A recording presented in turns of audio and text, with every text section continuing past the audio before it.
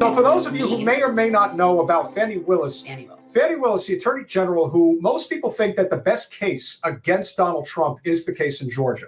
Well, I've got news for you, ladies and gentlemen. It turns out that Fani Willis has basically been looting the state attorney's office, including hiring a state attorney for this case that she's been having an affair with for several years and apparently has funded.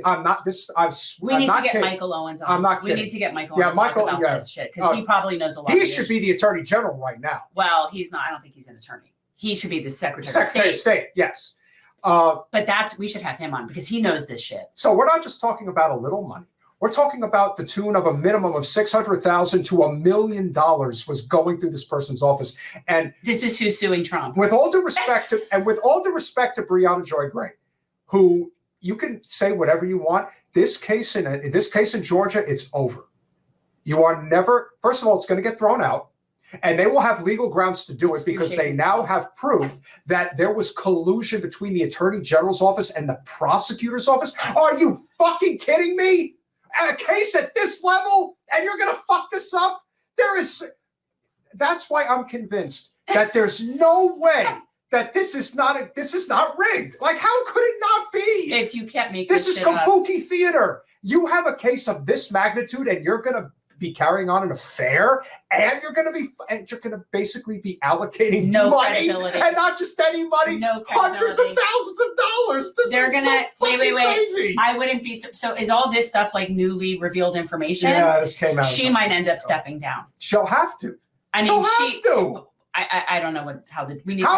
how do you go on with this case? We need to bring on somebody from Georgia. And I don't know what Brianna was covering this on Rising, and I don't know. Who was she talking to? She was basically speaking in defense of Fani Willis to some degree, and it's like there is no defense. It isn't about defending her personally. I have no problem with people doing all sorts of personal shit. That's their business. But have at it. But when you're a public employee and the corruption is, then you're suing the regular people. And apparently, this prosecutor has like no experience at this level whatsoever.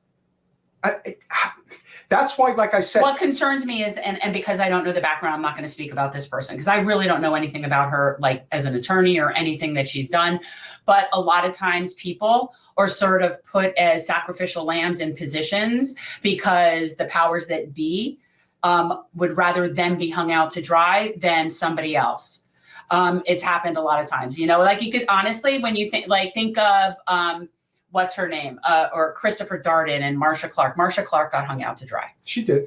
And she wasn't good at her job. And she shouldn't have been doing that. And Christopher Darden was even worse. My point is that people get put up as a sacrificial lamb. I don't know enough about Fani Willis to know who she is and what the power players are to make any sort of assessment as to the situation, but it doesn't look good. And it's like when you look back at the OJ case, and everyone always insisted that even if he was given, and rightfully so, a jury of his peers, the fact that the OJ case was tried in Los Angeles County Superior Court and not in Brentwood, everyone insisted that that's it. You're throwing the case away. Like you're deliberately figuring out a way to make sure he gets off. And this is sort of the same thing with Trump. And I'm not suggesting that this has all just been kabuki theater from the very beginning, but I got to tell you, it doesn't look good. And the reason I get so heated over this is not because I want to see Trump thrown in prison. That's not the point. The point is that justice is not being done, and you make a mockery of the judicial system by doing something like this. This is not an offensive foul. This is a complete and utter dismantling of the legal system. It's a mockery. How could you ever allow something like this to happen? And you had to know that this. That's what makes me think that she's being. That's why I can see for something else. No, used. But that's why I could see, and again, I don't know enough of the backstory, but that's why I could see somebody like Breonna Joy Gray. Like I'm sitting here thinking, why would she be sort of defending it to some extent? And maybe that's why I don't know enough about this. And this is where I agree with you, Metalopoly. This is where that race card kills social movements, because now the individual is only looking out for themselves and trying to cover their own ass. Well, see, and that to me, and again, I don't think that. I think just as easily it could be a white man that they'd be hanging out to dry. Sure. Whether or not she's being used and manipulated. Now, whether or not it was easier to do that to someone who is a woman, who is a black woman, who doesn't have Oh, this necessarily can't the be same real. options. Oh, this cannot be real. Oh my God, best boomer Vito. What the hell? Who are you? Yeah, really. All right. Oh Listen, my God. if you want Dr. us, Shiva. I wish you would have given this on Cash App, but nevertheless, do you want us Dr. to Shiva for Dr. 20... Shiva? Shiva. Oh, you mean Vandana? Yeah. Oh, I love her. Yeah. She can't, but she's not an American. She can't run. That doesn't mean that she can't come on our show. Let me tell you something. If you can get her, I would love. I'm trying to think. Who are you talking about? I would love to talk to her. Best Boomer, with that type of donation, I'll figure out a way to get her on the show. Oh my God, I'd love to talk to Vandana. I mean, she's one of my favorite people, but you know, there's definitely issues when we talk to people across the pond in terms of timing. But even that aside, I mean, oh my God, she's the shit. I love her. Yeah. So yeah, if you, oh my God, I'd love to talk to her. The truth is that I've been trying to get her attention for a long time, but she never really goes on social media, at least not on X, Twitter. She's actually walks the walk. She's doing some serious shit. She's got oh shit my going God, on. Nancy, where have you been? Mwah, mwah, mwah, mwah.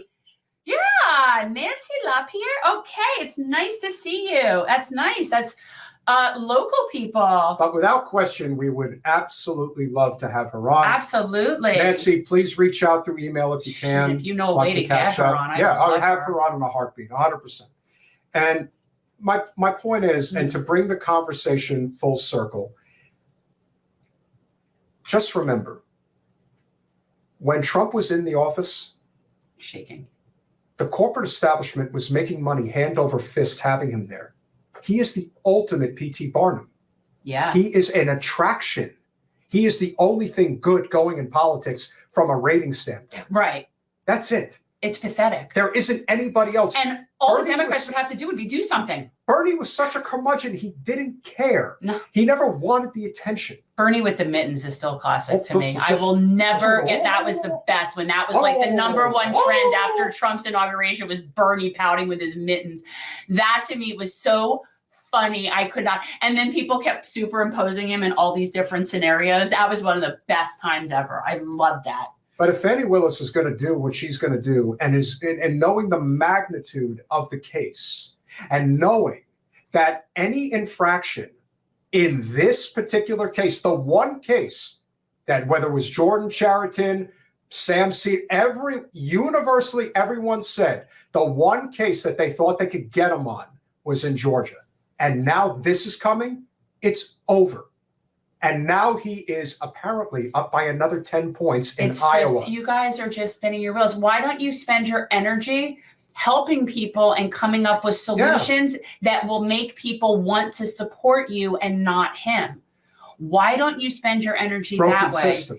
It's just so unbelievable. It's like the 90s cult. They want their politics back. If all you're going to do is just talk shit about him, it just doesn't work. It doesn't work. A lot of people, it actually pushes them to support him because they see him as being somewhat persecuted. Now, that doesn't work for me. I think he's a douchebag. I've never liked him. So I wouldn't support him anyway. But I can see how it would push people. And as someone who is extremely just liking to be defiant, it's almost like if you tell me I can't vote for someone, oh, I'm going to vote for them. That to me is just a matter of principle. Yeah, like coming on here and saying, don't vote for Dr. Cornel West. It's like, what are you doing?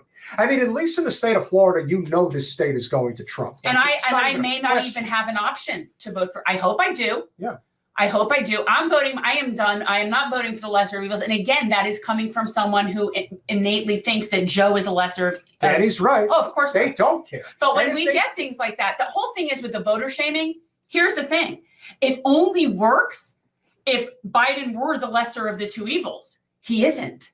So once you don't see him as the lesser of two evils, and I do not see him as the lesser of two evils, then you can't vote shame. Vote shaming only works if we're scared of the other evil. And I also that doesn't work now. And again, on the surface, and I've been saying, you guys who've been following the show know I have been saying this for a very long time, practically for his entire presidency, that it is President Blinken. And when somebody who is a cold-blooded bastard the way that he is, Blinken just presents himself better than John Bolton. That is the only difference between the two of them. They are equally as bloodthirsty and as hawkish Oh, yeah. and chicken hawk, mind you, because these are two men who would never in a million years pick up a weapon to defend this country. But you better believe they would drop holy hell on everybody to prove how masculine. And to all the people that are standing outside Blinken's house with the megaphones and keep it up with him, with Schumer, with all of those people. They should not have a moment's peace when they're in public.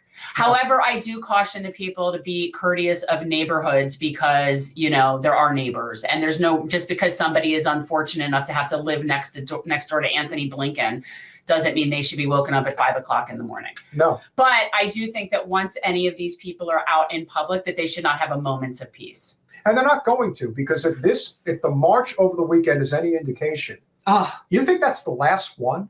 They're just going to put up a bigger fence. They're actually going to be, what they're going to do now, mark my words, they're going to double the perimeter, which they did for a while when Trump was in office because people were doing stuff. They're going to just now create another fence perimeter further back from the gate. They can keep doing it. Like seriously, the level of violence is dictated by the oppressor.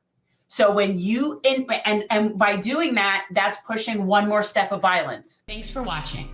If you want to support our mission to transform politics into service, please like this video, subscribe, follow us on social media, and consider joining our Patreon, where you'll get early access to our interviews as well as other exclusive content.